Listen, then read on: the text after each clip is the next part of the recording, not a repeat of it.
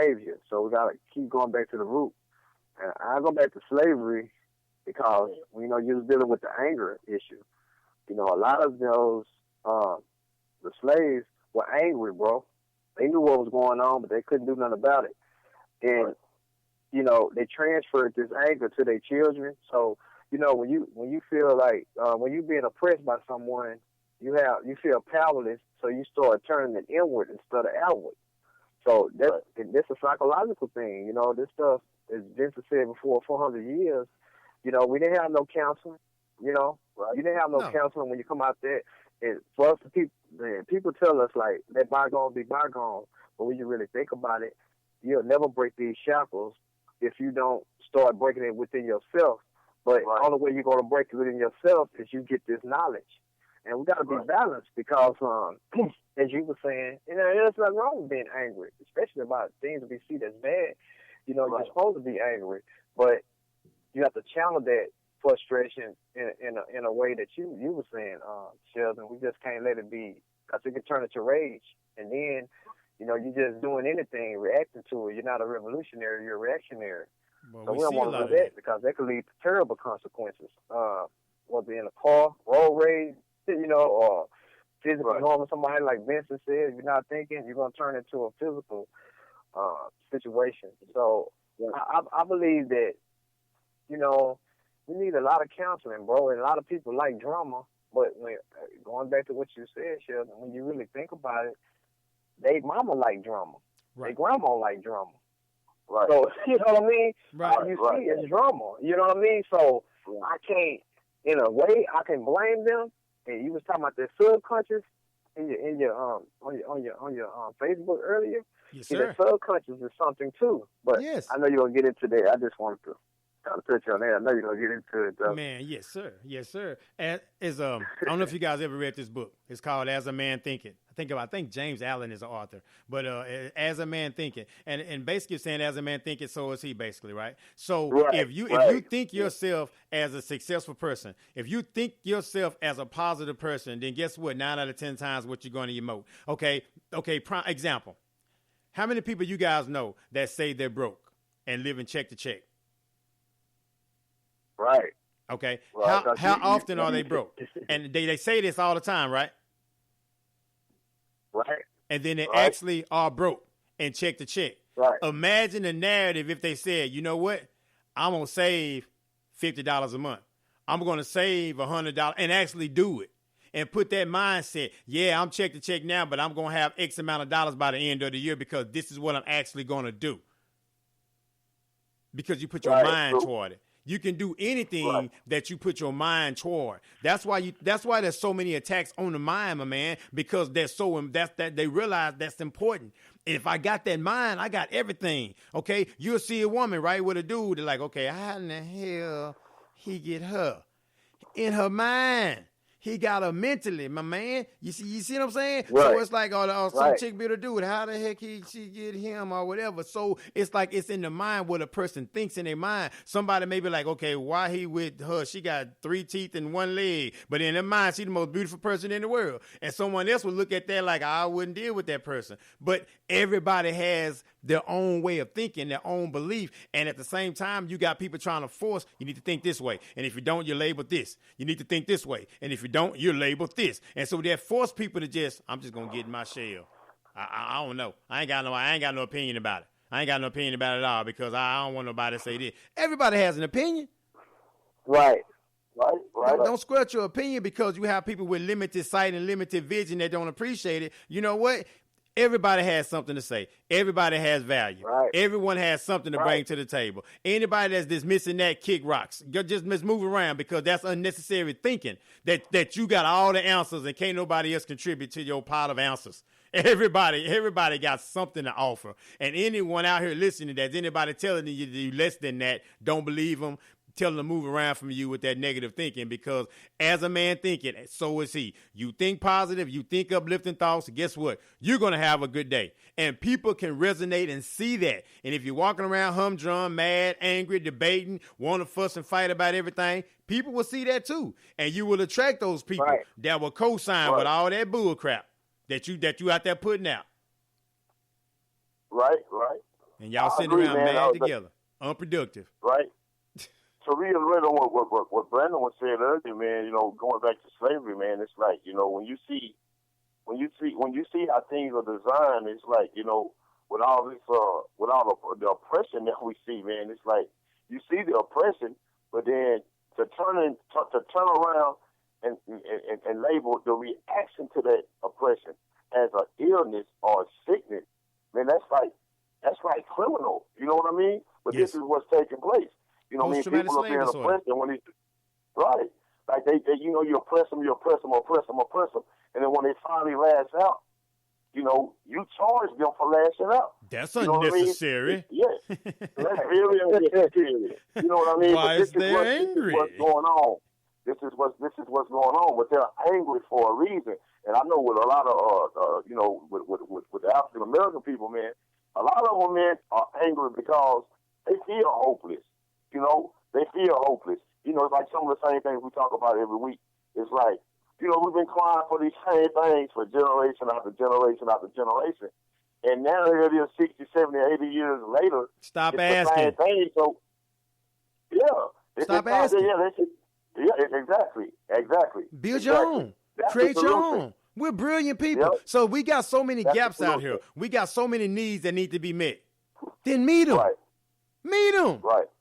I mean, what's stopping you? I mean, I get it. I do. There's been systems in place. There's been downtrodden. There's been all kind of issues that kept us down, right? But we still here. Right. We still here and we still hanging strong. And honestly, we are strong because the fight is still there to break us down. The fight is still there. Right. But as I said before, look in that mirror.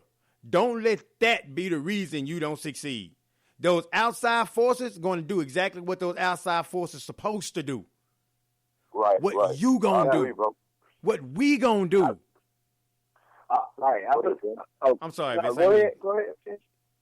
No, I was just going to say also, too, man, I think another problem is that for a lot of these organizations out here, man, that's trying to actually, you know, see some changes, you know, sometimes it's about approach, you know. Because a lot of our sisters and brothers out here, man, they lost.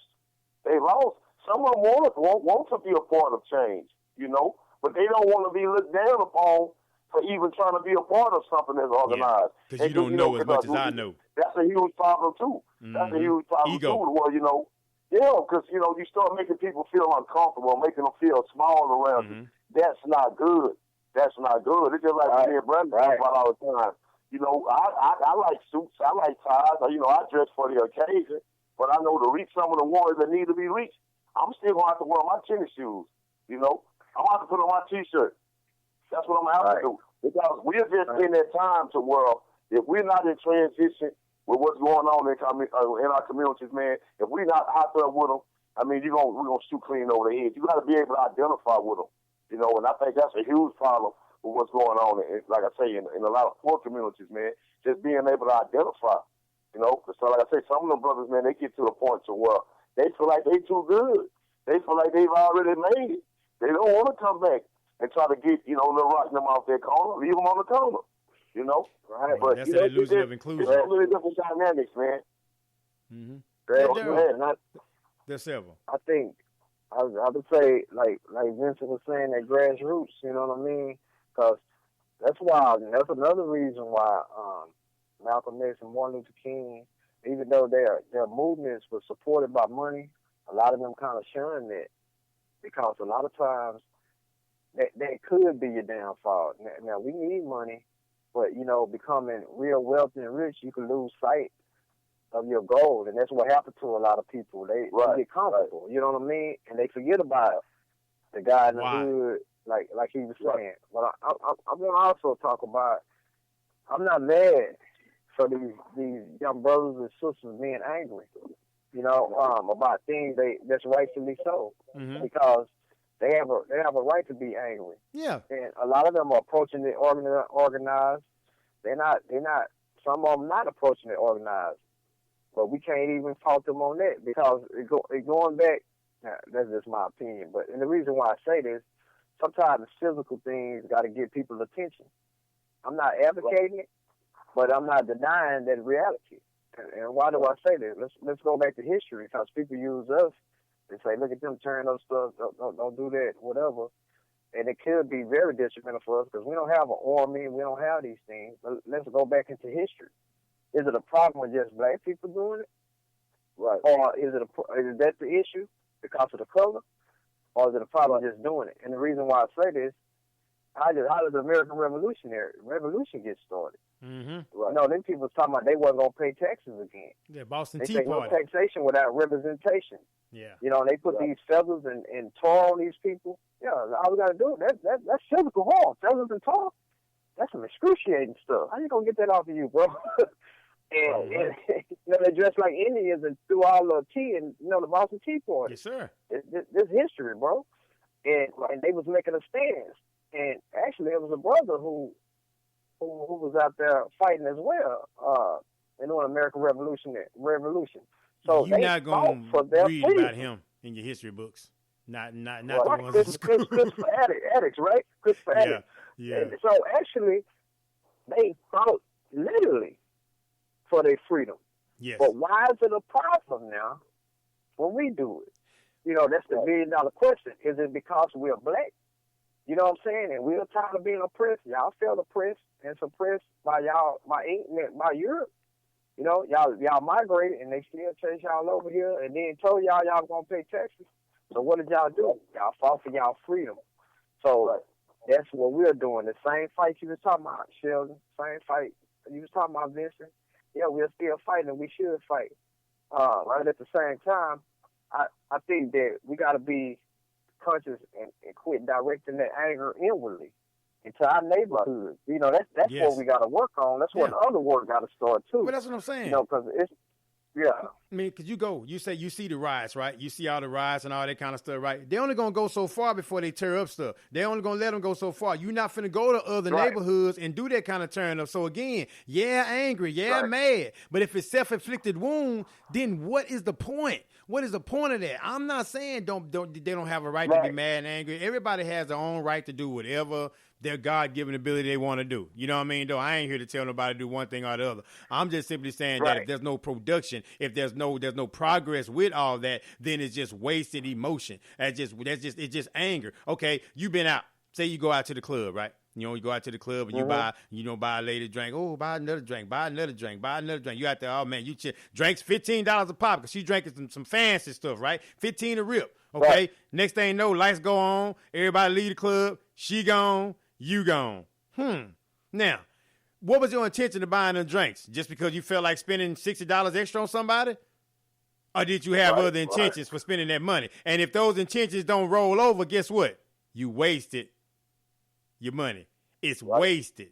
It's wasted time. It's wasted energy. It's wasted conversation because guess what? You was hoping at the end of the night she go with you. Right. She drive off and say bye-bye, full of your drinks. Right.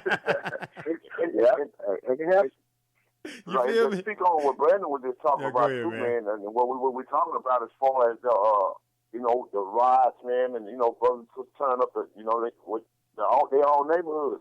I think in my opinion, bro, I think the disconnection is because they don't feel like they have a community, and that's why when they reach that point. See, that's what rap did for our generation.